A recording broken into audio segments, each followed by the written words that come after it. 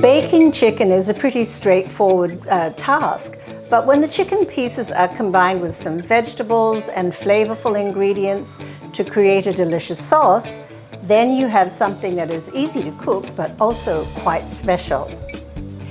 Best of all, once the food is in the oven, your work is done. The recipe from my colleague Kathy Dyler begins with a quick saute of some cherry tomatoes on the cooktop. Then the tomatoes are combined with the peppers and mushrooms and placed in an oven casserole dish. A little olive oil and balsamic vinegar is drizzled over the vegetables, and then we add in a little chopped fresh rosemary and some salt and pepper. Now we'll just arrange the chicken pieces over the vegetables and turn them so that they are coated with some of the oil mixture, add a little more salt and pepper, and then spread some honey over the chicken.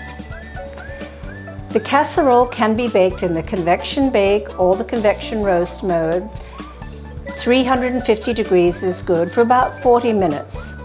And the chicken pieces will be cooked through and the skin will be beautiful and browned, as you can see.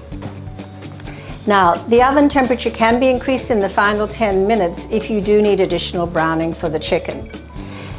This type of chicken dish that has such a delicious sauce is going to be fabulous served with risotto or polenta or also pasta.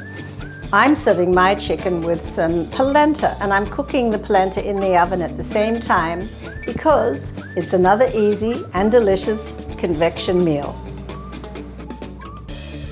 Hi, I'm Larissa, your convection enthusiast. Convection cooking can make you a better cook. Check out my videos and I think you'll find that you'll do really, really well. And please like and subscribe.